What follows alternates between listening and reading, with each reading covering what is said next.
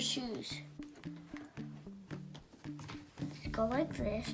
So you put them in the hole right here.